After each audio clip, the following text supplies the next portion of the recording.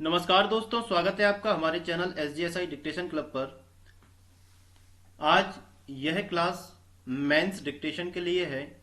किसी भी एग्जाम में अगर आप शॉर्ट हैंड का टेस्ट देते हैं तो आपको यह डिक्टेशंस काफ़ी ज़्यादा फायदेमंद होने वाली हैं।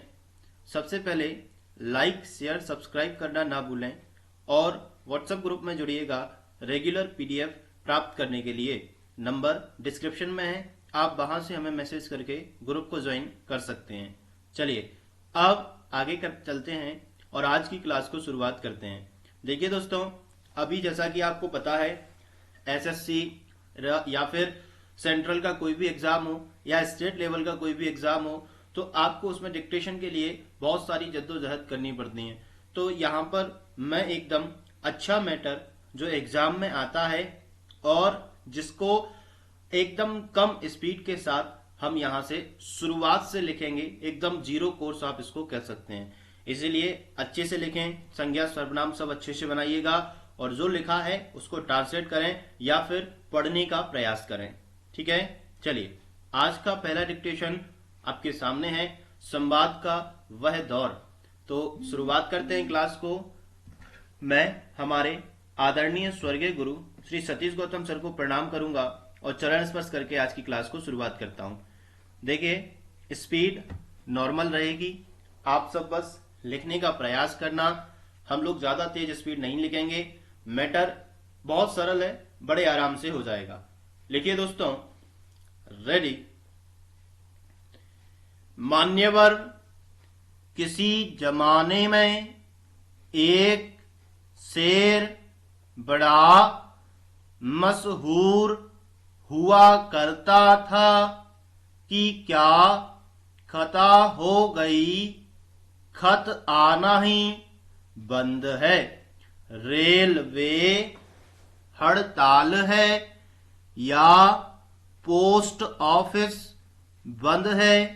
दरअसल उस जमाने में संपर्क का एकमात्र साधन पत्र या खत ही थे।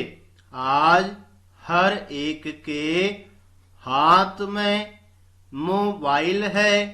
अब समाचार इधर से उधर कुछ सेकंड में पहुंच जाते हैं। फिर अगर पत्र जरूरी ही हो या व्यावसायिक पत्र लिखना ही हो तो उसके लिए ईमेल है। लेकिन आधुनिक दौर में आधुनिक तकनीकी के साथ बदलती दुनिया में भी फिलहाल यह याद किया जा सकता है कि एक जमाना खतों किताबत का भी था। तब पत्र लिखने और पाने का अपना अलग ही आनंद था। उस जमाने में अशिक्षित लोगों के पत्र डाक खाने यानी पोस्ट दफ्तर के बाहर बैठे मुनीम कुछ पैसे लेकर लिख दिया करते थे। वे लोग बाकायदा डेस्क लगाए डाक खाने के बाहर खत लिखने के लिए ही बैठे रहते थे और यह उनकी आजीविका भी होती थी।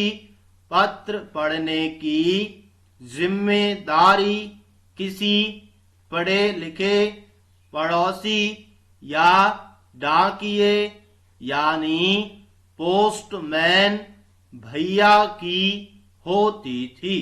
पैराग्राफ, आज पत्रों के उस दौर को याद करने का मतलब यह नहीं है कि ज्यादातर लोगों के निरक्षर रहने को भी पत्रों की संवेदना के साथ सही मान लिया जाए, लेकिन इसे एक संदर्भ के तौर पर देखा जा सकता है, तब ज्यादा लिखना या राखी भेज ना हो तो लिफाफा चुना जाता था, वरना अंतर्देशीय पत्र थे और फिर पोस्ट कार्ड यानी खुला पत्र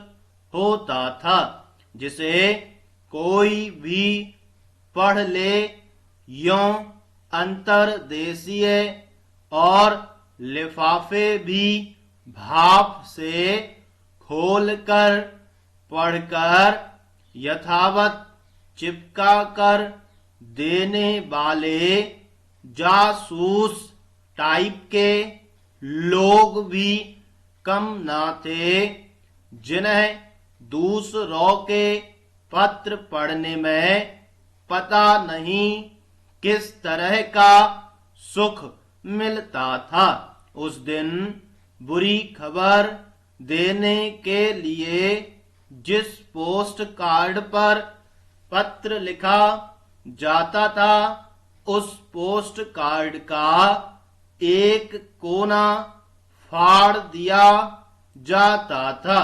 अगर कटे कोने वाला पोस्ट कार्ड किसी के घर पहुंच जाते तो उसे पढ़ने से पहले ही रोना धोना शुरू हो जाता और अति आवश्यक संदेश पहुंचाने के लिए टेलीग्राम या तार भेजा जाता था, जिसका जल्द से जल्द मिलना सुनिश्चित होता था।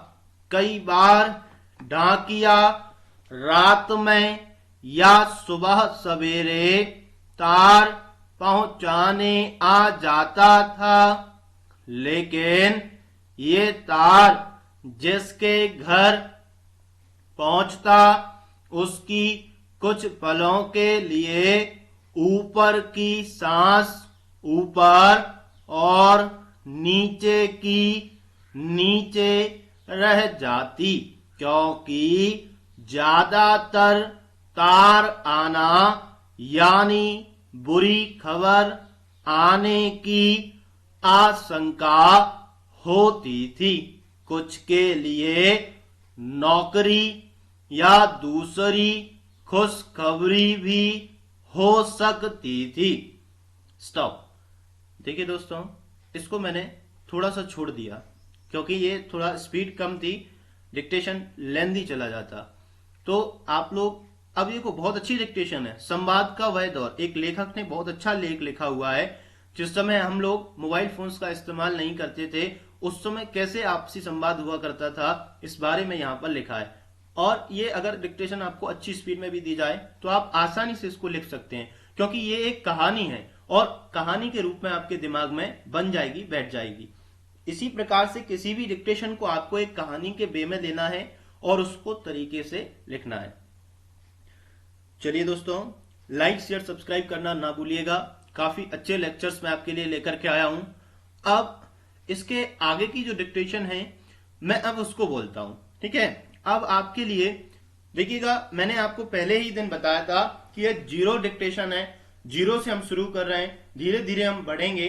तो आप लोग किसी भी एग्जाम के मेंस की तैयारी कर रहे हो जिसमें शॉर्ट हैंड लिखना हो, हिंदी शॉर्ट हैंड लिखना हो, तो आपको कोई दिक्कत नहीं आने वाली। अब हम लिखते हैं, थोड़ा सा स्पीड इंक्रीज करूंगा। ये जो लास्ट की लाइंस हैं इनको मैं थोड़ा सा तेज गति में बोलूंगा। वैसे काफी अच्छा संवाद था, और अच्छा सुनिएगा। अभी 1-2 गानों के नाम इसमें और आएंगे। चलिए, एक अच्छी सी स्माइल के साथ एक छोटा सा पैराग्राफ और लिखते हैं जो लगभग 2 या 3 मिनट में फिनिश हो जाएगा। लिखिए दोस्तों, रेडी। मान्यवर, तार की दरें लिखे शब्दों पर तय की जाती थीं, सो ये तार बहुत संक्षिप्त होते थे। तब डाक घरों में एक तार बाबू हुआ करते थे, जिनका काम तार पाना और भेजना हुआ करता था। टेलीग्राम की मशीन पर टक टक टक टक करते हुए संदेश आते जाते रहते।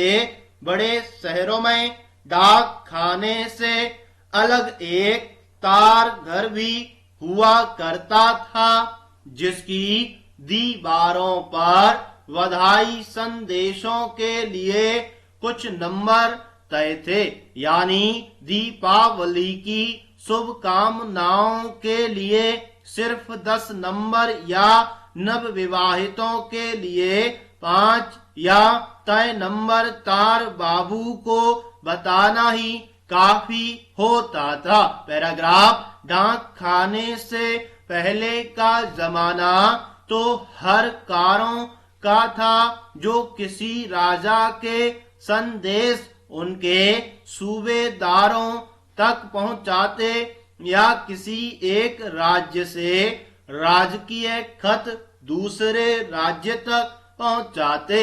जासूसी करने के लिए कबूतर या बाज का भी इस्तेमाल होता था।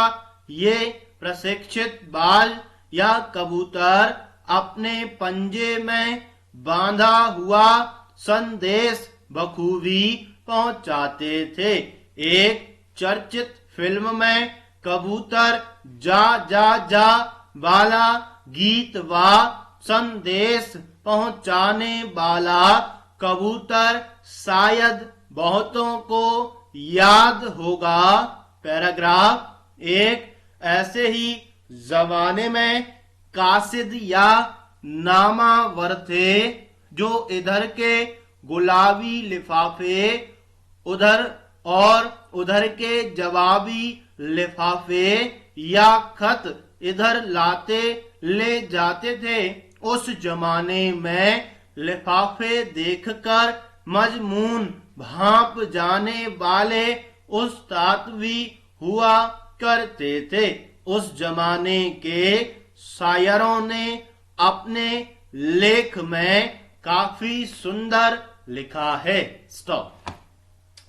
तो देखिए दोस्तों, यह बहुत एक अच्छा टॉपिक था। जहां तक मुझे लगता है शुरुआत काफी अच्छी हुई और हर एक चीज इसमें थी। अगर आप बिगनर्स भी हैं और जैसे मान लीजिए आप आज के दिन से ही डिक्टेशन सीखे हैं, तो ये डिक्टेशन आपके लिए भी बेस्ट है। आप इसको लिखिएगा। हम अगर शुरुआत कमजोर से करते हैं तो हमें दिक्कत होती है। हम वही शुरुआत अगर एक अच्छे लेवल से करते हैं तो जो कमजोर वाला होता है, वीकेस्ट पोर्शन होता है, जो इजियर पोर्शन होता है ना, वो बहुत जल्दी कवर हो जाता है।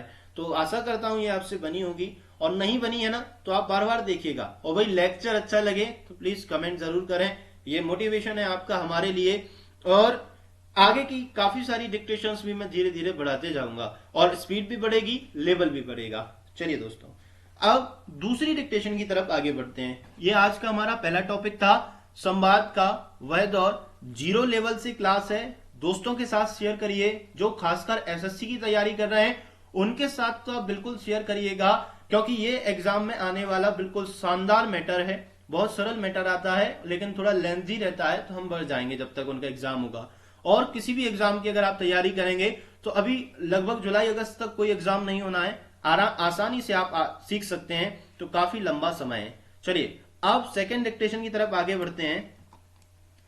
देखिएगा, अगर ये पीडीएफ आपको सही से नहीं दिख रहा हो तो कोई दिक्कत नहीं है, आप इसको प्राप्त कर सकते हैं व्हाट्सएप ग्रुप में। और व्हाट्सएप ग्रुप के लिए लिंक दी हुई है डिस्क्रिप्शन में, या फिर मेरे नंबर पर आप मैसेज करें, मैं आपको ग्रुप में ऐड कर दूंगा। चलिए, जितना दिख रहा है उतना देख लीजिए, बाकी आप इसको प्राप्त करें।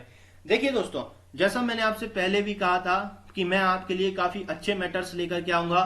हम मेवाड़, अखंड ज्योति, दीपक प्रकाशन या फिर जो भी मटेरियल आते हैं, न्यूज़पेपर्स, या फिर आगे चल के मैं आपको जजमेंट भी दूंगा, पार्लियामेंट की डिक्टेशंस भी दूंगा, तो सभी चीजें आपको एक ही चैनल पर मिलेंगी और लेवल एकदम 0 रहेगा। कई लोग क्या करते हैं, लेवल एकदम बढ़ा देते हैं, फिर हमको समझ नहीं आता शुरुआत कहां से करें। तो यहां से आप आराम से शुरुआत कर सकते हैं। चलेगा। तो लिखते हैं भाई आज की सेकंड डिक्टेशन। बहुत नॉर्मल स्पीड में बोलूंगा लेकिन इसकी लेंथ थोड़ी सी ज्यादा रहेगी। लिखिए दोस्तों, लिखना, अध्यक्ष महोदय, कोसी नदी जिसे शोक और दुख का सूचक माना जाता है, इस वर्ष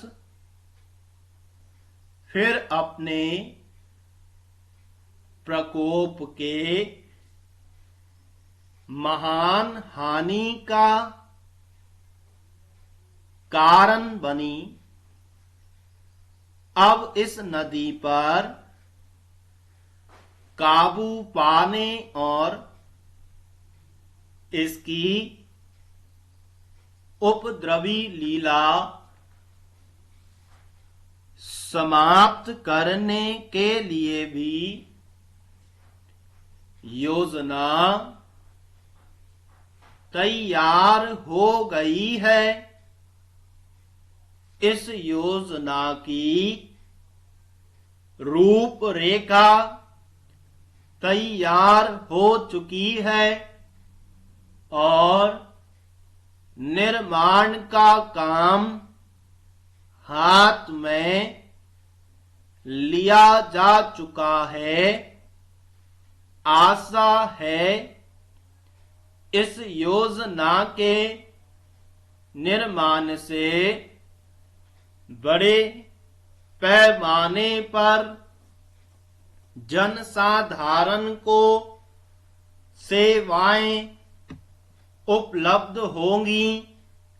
जब यह नया परीक्षण सफल होगा तो महान योजनाओं के निर्माण में और भारत की महान जनशक्ति के उपयोग के संबंध में हमारी जानकारी और अनुभव में महत्वपूर्ण वृद्धि होगी।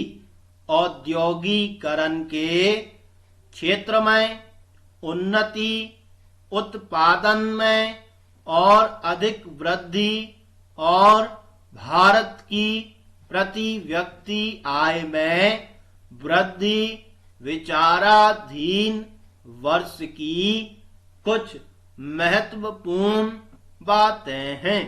औद्योगिकरण के साथ ही रोजगार के क्षेत्र को विस्तृत करने के प्रयत्न भी बराबर जारी हैं।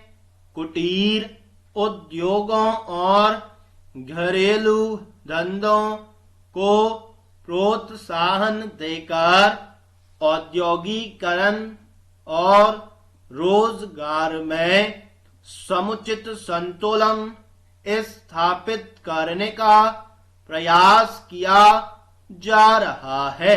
यह बात सभी स्वीकार करते हैं कि यदि भारत के जनसाधारण को उदासीनता और हार मानने की भावना से मुक्त करना है तो बढ़ती हुई बेरोजगारी को दूर करने का उपाय करना होगा।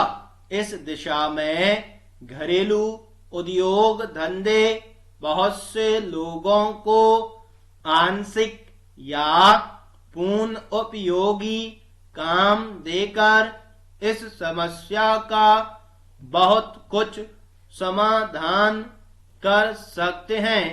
इसलिए पंचवर्षीय योजनाओं में पुराने घरेलू उद्योगों को पुनः जीवित करने और चालू कुटीर उद्योगों को प्रोत्साहन देने की व्यवस्था की जा रही है। पैराग्राफ, विदेशी मामलों के क्षेत्र में हमारी सफलता और भी अधिक है। हमारी नीति जिले में सक्रिय सौदेश्य तटस्थता की नीति कहना चाहूंगा। वास्तविक व्यवहार में किसी भी देश अथवा यहाँ के लोगों को अपना शत्रु न समझने की नीति है। इस नीति के फलस्वरूप हमें विश्व शांति के पक्ष की कुछ सेवा करने का अवसर मिला है। हम प्रसन्न और आभारी हैं कि संसार के राष्ट्रों में भारत का स्थान इतना ऊंचा है। इंडो चीन निरीक्षण और नियंत्रण अंतरराष्ट्रीय आयोग की अध्यक्षता हमने स्वेच्छा से स्वीकार की है और हमारे नागरिक यथासाध्य उस देश में शांतिपूर्ण निर्वाचन संबंधी समस्याओं का सामना कर रहे हैं। मान्यवर, हम सभी राष्ट्रीय अथवा अंतरराष्ट्रीय समस्याओं का निपटारा शांतिपूर्ण ढंग से चाहते हैं। मुझे बहुत प्रसन्नता है कि भारत में फ्रांसीसी बस्तियों की समस्या शांति और सद्भावना के वातावरण में सुलझ चुकी है। शांतिपूर्ण प्रणाली की सफलता का वह एक महत्वपूर्ण उदाहरण है। दुर्भाग्य से भारत में पुर्तगाली बस्तियों की ऐसी ही समस्या को सुलझाने की दिशा में प्रगति नहीं की जा सकी है। मैं आशा करता हूं कि पुर्तगाल इन बस्तियों में रहने वाले लोगों के स्वाधीनता के अधिकार को स्वीकार करेगा और फ्रांस और ब्रिटेन की सरकारों का अनुसरण करेगा। जैसे ही यह वर्ष समाप्त हो रहा है, हम अपने सबसे निकट के पड़ोसी पाकिस्तान के साथ अपने संबंधों में अपने सुखद परिवर्तन देखते हैं। पाकिस्तान के लिए हमारे हृदय में सदैव से पूर्ण सद्भावना और शुभकामनाएं हैं। स्टॉप। चलिए दोस्तों, फटाफट से कमेंट करके बताइएगा किस किस की बन गई। और देखिए, मैंने बोला था आपसे लेंथ अच्छी रहेगी। शुरुआत में मैंने स्पीड कम रखी और ये ज्यादा रखी। अब कई लोग कयास लगाएंगे कि भाई पता नहीं सर क्या बोल रहे हैं, पहले कम बोल रहे हैं फिर तेज बोल रहे हैं। तो मैंने पहले ही बोला हुआ है कि ये बेसिक लेक्चर है दोस्तों। इसमें केवल हमको हाथ चलाना सीखना है और जो हम लिख रहे हैं वो हम पढ़ पा रहे हैं कि नहीं पढ़ पा रहे हैं, इस चीज पर गौर करना है। काफी ज्यादा बच्चे दिमाग जब एक्स्ट्रा लगाने लगते हैं ना, तो फिर नुकसान होने लगता है। इसीलिए दोस्तों आपसे निवेदन है कि आप सब लोग जितना हो सके ना, जितनी बार, अगर ये डिक्टेशन इस पहली बार में आपसे नहीं बनती है तो आप इसको बार बार लीजिएगा। हमारे दोनों बैच चल रहे हैं। सुबह मॉर्निंग में भी 0 बेसिक बैच है जो स्टेनो बिगनर्स के लिए है, वो भी 7 बजे होता है, और ये शाम को भी 7 बजे रेगुलर रहता है। आगे 2-1-3 दिन में मैं आपको फॉर्मेटिंग लेक्चर्स भी देने वाला हूं, तो बस चैनल पर बने रहिए। काफी सारी चीजें रेगुलरिटी में आपको मिलेंगी, तो आप बहुत सारी नॉलेज को गेन कर पाएंगे।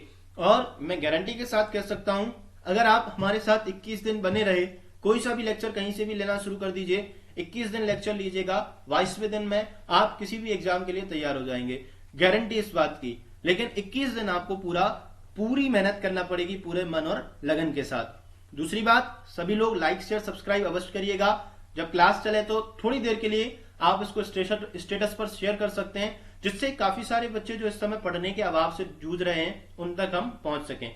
सभी लोग स्वस्थ रहें, मस्त रहें और घर पर रहें और काफी ज्यादा व्यस्त रहें पढ़ने में। ठीक है, अपना और अपनों का ख्याल रखिए दोस्तों। लेक्चर अच्छा लगा हो तो लाइक शेयर सब्सक्राइब अवश्य करना, कमेंट भी करें, ग्रुप में जुड़ने के लिए मुझे मैसेज करें, तुरंत आपको पीडीएफ प्राप्त होगा और आप हमारे ग्रुप में ऐड हो जाएंगे। फिलहाल अभी के लिए इतना ही, मिलेंगे कल सुबह 7 बजे। नमस्कार दोस्तों।